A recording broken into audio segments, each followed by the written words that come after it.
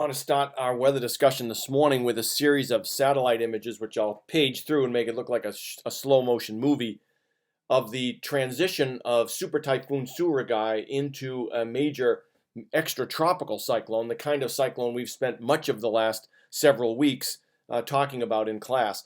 So this is an image or a movie that begins just about at 6 p.m. on Sunday night and then goes all the way through about yesterday, or actually early this morning.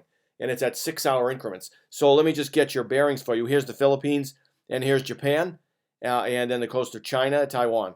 So we're looking at a cloud mass that begins already to look somewhat the asymmetric distribution of clouds that characterizes the extratropical cyclone. That is, clouds on the northern and western side and a little bit on the eastern side, and then a big gap in the cloudiness here on the southwestern side.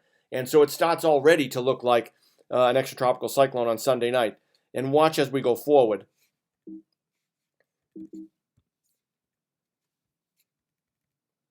Sorry, I did that a little bit badly. So here we go forward, and you can see that structure begins to emerge even more obviously. This is now, I have to keep going back down to find the time. This is now midday on Monday, Greenwich time, so about 7 a.m. our time, well off the coast of Japan.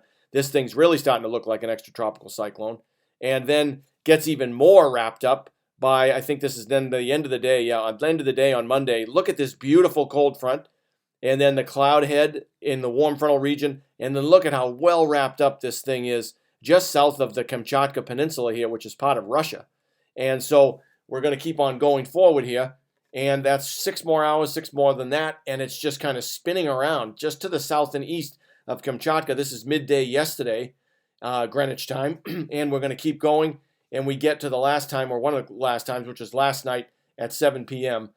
Yeah, almost the last time. I guess we get to noon Greenwich time this morning. So let's go back through that. See that beautiful wrap-up of that storm. Sea level pressure went from about 1,003 millibars to 943 in this period of time. So it was an extraordinary development. We'll talk more about this at our Friday Weather Watch in the department. That starts at 12 o'clock on Friday. If you're interested, some of you may have been tuning in already, but you can find some ways to get on that through our department webpage. So we'll talk a little bit more about this. But that's the extratropical conversion of Super Typhoon Suragai. Beautiful set of images for this storm. So quite a dramatic event. Across our country, we've got not quite as high-profile drama, but certainly some drama in the weather. Yesterday was a beautiful day, our first 80-degree temperature of the year, and it came with mostly cloudy skies. I'd say we had a few peaks of sun, and the first time it got to 80, it had been cloudy for several hours in a row, so it wasn't really the sunshine that drove us over the 80-degree mark. It was warm advection. And here we are this morning at 7:13 local time. There's this stationary front, which simply just means it's a boundary between notably different air masses, warmer and moister to the south, cooler and drier to the north, that isn't moving very much. And that's because none of these weak disturbances that are aligned along that boundary have any particular developmental capacity. They're not moving fronts northward or southward because the circulation around those little low pressure centers is quite weak. That will remain the case actually for much of the day today, and then one of the systems down here over the southern plains, in fact the one over northern Texas, will gain in some of its intensity, push the frontal boundary a little bit further north, will warm up, will moisten up, and will end up with some precipitation probably all day tomorrow and some of the day today is what it looks like now. So this stationary front, keep in mind where it is. It goes from central Kansas. Actually, let's go all the way down to the Big Bend of the Rio Grande, through the panhandle of Oklahoma and Texas, central Kansas, and then up toward Chicago. So when I show you the temperatures across the country as they stand today, you notice kind of where that boundary is. Here's Chicago, central Kansas, the panhandles of Oklahoma and Texas, the Big Bend. It's really warm to the south and east of that boundary, and then considerably colder to its north and west. Look at, we're 46 in Madison, 45 in Chicago. It's 67 down in Champaign, so 22 degrees warmer than Chicago. Yesterday afternoon, Chicago was 88 and Milwaukee was 49 because we had water off air flowing off of Lake Michigan. So it was an extraordinarily complicated local temperature map yesterday because of the presence of the lake and its very high heat capacity of water. It takes forever to warm the lake up, but it doesn't take that long to warm the land up. And so we had really tremendous temperature contrasts across small distances yesterday in our part of the country. And this is now more than just a local lake effect. This is the stationary frontal boundary. And so yesterday we were on the warm, moist side of it. It's kind of sagged southward overnight, so we're cooler and, as you'll see in a minute, drier. So notice how much warmer it is here. 20 degrees or more warmer over very short distances across this thing. So this is a pretty strong boundary. And then here's the dew point contrast, which mimics that boundary nearly exactly. Goes from Chicago to about central Kansas, panhandles of Texas and Oklahoma, Big Bend area, and so on. The dew points on the eastern side of this are uniformly 60, and in some places high 60s and low 70s down on the Texas Gulf Coast and at New Orleans. And then just to the north and west, the dew points are 15, 20 degrees cooler, or I should say lower. And so we're in much drier air. And though it's not particularly dry, 42-degree dew point is with a 49 temperature gives you a pretty high relative humidity. But nonetheless, it's nothing like a 62-degree dew point that they're enjoying, quote unquote, in Champaign, or 63 in St. Louis, 69 down here to the west of Memphis. So extraordinarily warm and moist air. This is air that's going to, if the circulation across central Texas, the weak low pressure center that was in this location, starts to develop and become a little bit more intense, and the counterclockwise circulation around it becomes more intense, then that will push this warm, moist air poleward. And that puts it into our backyard. We're close to it already. If we can push it just a little bit further north, we'll suddenly be back into that warm, humid, summery feel like yesterday, but with the chance for some of that humidity to be wrung out as precipitation. So that's what we're probably going to be looking at later today and all day tomorrow, as it turns out. So pretty interesting.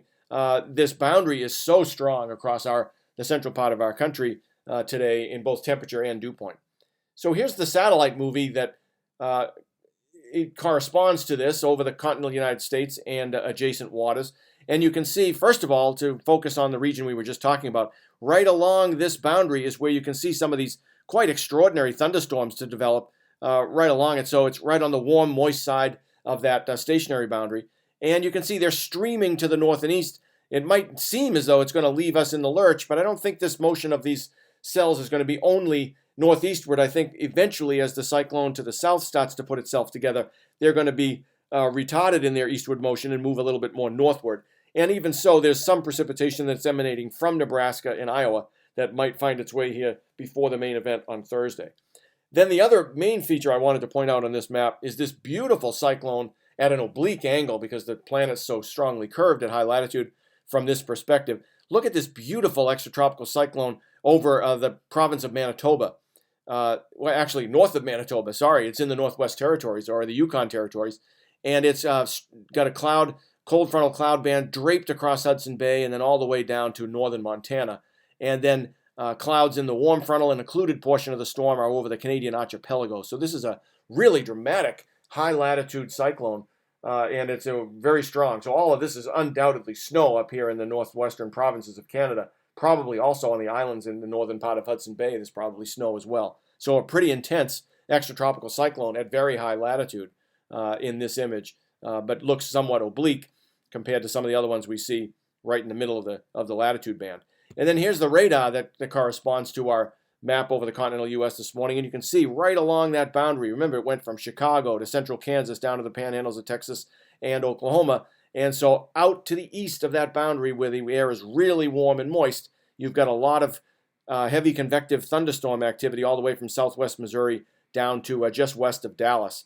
And that's racing across the state of Oklahoma. Lighter precipitation, even that speckled, however, with some convective reflectivity across both northern Michigan as well as Indiana and parts of Illinois. And then here's the precipitation that is sort of falling apart as it moves across Iowa. That gives us some threat for rain earlier today, and then later on I think we'll have a better chance into the day tomorrow.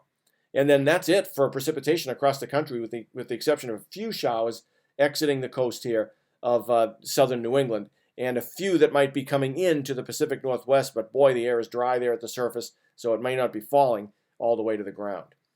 Okay, here's the West Coast satellite image that is, for this morning. And so you can see beautiful clear skies along much of the west coast of the United States. I'd say from north of Los Angeles all the way to about the mouth of the Columbia River, and then over Washington State, some of the cloudiness here that seems to emanate from a deep trough over in near Hawaii. You can see here's the state of Hawaii where the cursor is. So the flow is from the north at upper levels there, and then from the south just to its east. So that's an obvious upper trough. And then there's a big ridge along the west coast with clouds barely making their way into the state of Washington. And that preserves really fine weather for the coast, the northern coast, especially of California. And here's a little bit of the cyclonic disturbance that may be a factor for organizing the weather system over Texas during the day today and into tomorrow. Right in here, you see this thing spinning around on this portion of the satellite picture. That's what's left of Suragai and the extratropical cyclone that was spawned by its transition. So this is at or just east of the dateline. This little bit of green shading here is the Kamchatka Peninsula. So we're seeing finally Suragai on the west coast satellite image as it makes its way into the visible portion of this screen. So that's it for Suragai. But it's still a pretty intense cyclone. It's now beginning to decay and will decay away to almost nothing over the next couple of days. And then even though it's not Friday, I'll give you a very quick picture of what you might expect for weather over the coming week, which is finals week. This is a forecast made last night at midnight, valid for this morning at 7 a.m. And so as we've seen every week in this term, the shading represents the temperatures of the air at 850 millibars. And now we know the white lines are the equivalent of isobars at that level. And so the flow is more or less, the arrows being the direction and speed of the wind, the flow is more or less parallel to these white lines, as it should be. You're pretty much away from the frictional boundary layer at 850 over the continental United States, in the midsection anyway, not over the mountains. So we have a strong southerly flow off the Gulf of Mexico, headed towards, just about towards, but not quite into Wisconsin, and that's reflected in what we saw on the surface map. The boundary of not only temperature but moisture is right about here, and that's the western edge of this surge of warm, moist air off the western Gulf of Mexico, and you can see that reflected in the 850 millibar wind field, as well as the temperatures. It gets a little bit cooler as you cross the state into Wisconsin from Illinois, compared to the state of Illinois, and that was just what we saw in the observations. So let's see where we go from here. So we want to see whether we get cooler or warmer as we move forward, and we'll do it by day at a time. So this is this morning at 7 a.m. This is tomorrow morning at 7 a.m. Much of that warmth has moved to the south. We are not much colder than we were yesterday, today, but we are certainly farther away from the warm, moist air, which is now, as you can see with the wind arrows, turning more towards the central middle Atlantic coast through Virginia, not so much through the central part of the United States. A very ugly cold pool of air sitting up over Hudson Bay makes you nervous, but it's not going to get here, don't worry. And then this is now Friday morning, where some of that cold air spills off to our east. We get a little bit of a glancing blow of it, but we don't get the depths of it. It'd be worse if we were in southern Michigan, I think, than this. So Friday will be a chillier day than today, for sure. And it won't be a very pleasant day. And then we'll keep on going to Saturday. Saturday is very much different. There goes the cold air push.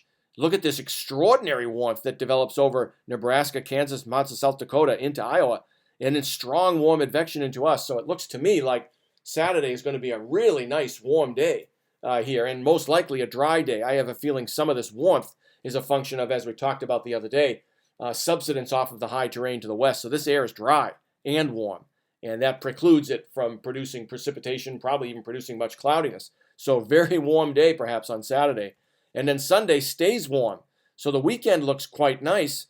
Northern part of the state may be plagued by some showers. Certainly northern part of Minnesota will be. But the southern part of Wisconsin looks quite nice for Sunday morning. So when you burst out of the doors, at noontime on Sunday, done with your final in this class, you can enjoy a really comfortable afternoon weather-wise. I think you'll enjoy that.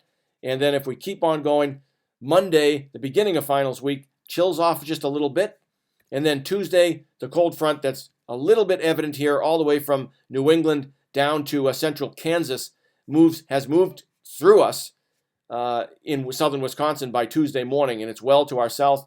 And then finally, Wednesday morning, the cold front has made its way further to the east, and we stay chilly. So Tuesday and Wednesday of finals week are not going to be particularly warm, although they won't be very much colder than today. And that's as far as we can go. So, but you'll notice that the really big pool of cold air that had been lurking over Hudson Bay to our north is gone, dissipated by the time we get to the early part of next week. And so that threat has been substantially reduced. But it won't be a really warm, summery week, which is perfect for all of you who have to work hard for one more week, studying, running through the finish line as fast as hard as you can, and getting this semester over with. So I hope the weather does look a little bit gloomy on Monday through Wednesday so that you can make it through finals week without too many distractions.